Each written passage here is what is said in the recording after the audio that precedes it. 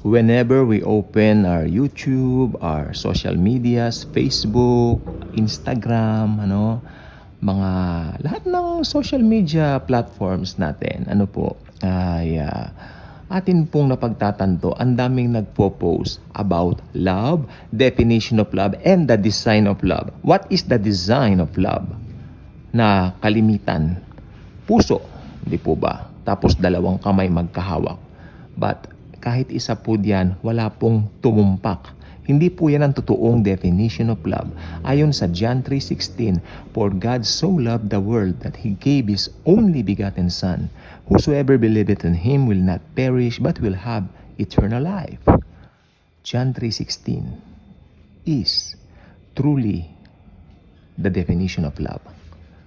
Ngayon, ano naman po ang design na pwede nating iangkop din Walang iba kundi ang kamay na may pako, ang paang may pako, at ang butas na tagiliran ng Diyos na si Jesucristo.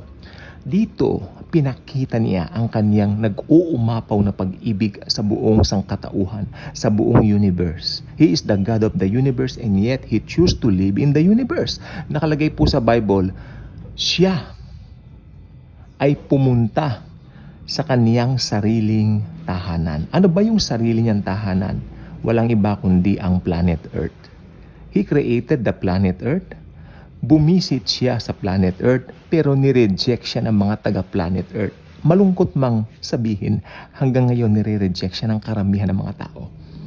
Ayaw nilang makarinig tungkol kay Jesus. Pinagtatawanan tayo whenever we preach or whenever we share His name, His glory, His grace.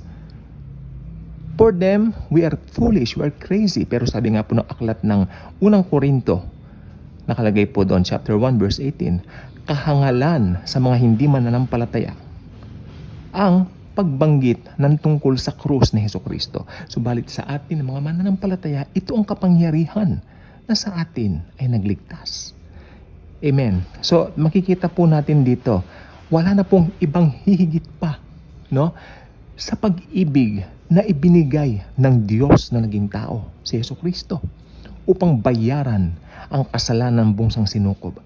Natupad na po niya ito 2,000 years ago. Kailangan niyang mamatay sa krus para iligtas ang mga taga-planet Earth sa kapangyarihan ng kasalanan, sa kapangyarihan ng diablo. Masaklap po talaga sa kanya. Dumating siya sa sariling kanya, pero hindi siya tinanggap ng sariling kanya. Ginawa niya ang planetang Earth, nagpunta siya sa planet Earth, nireject siya ng planet Earth. Pero, ito po ang good news ko. Sa lahat ng mga tatanggap sa kanya, sila ay pinagkalooban niya ng buhay na walang hanggan. At pinagkalooban niya ng karapatan na maging mga anak ng Diyos. Kapatid, kung talagang sigurado kang naglagak ka ng pananampalataya sa God of Gods na si Jesus, itong gusto ko pong sabihin sa iyo, binabati kita. Sapagkat meron ka ng buhay na walang hanggan. Kailan nagsimula ang Zoe life o ang buhay na walang hanggan sa iyo? Simula nang tanggapin mo ang God of Gods na si Jesus sa iyong buhay.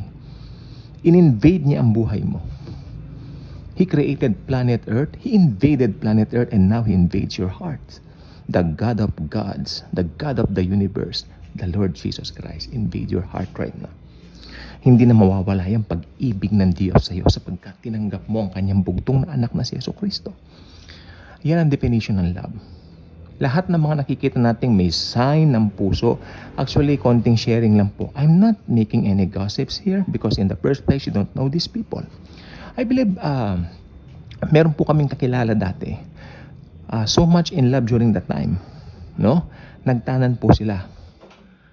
After ilang years lang po, hiwalay na. At ngayon, nasa korte. Suing each other. Hating each other. Bawat isa sa kanila, kaaway na mortal ang bawat isa. So, nasaan na yung mga pinost nila sa FB ng pakamay-kamay, Nasaan na yung pinost nila sa FB na may puso, Puso, kuno. Diba? So, yan po. Actually, yung akala nilang love, lust. Diba? Kapahayagan lang ng laman. Desire lang ng laman. Pero ang totoong love, yung sa God of Gods, naging tao siya, niligtas tayo. Kaya mag-subscribe na kayo dito, please. Share the video, share Jesus, share His grace. Thank you po. And Jesus truly loves us all.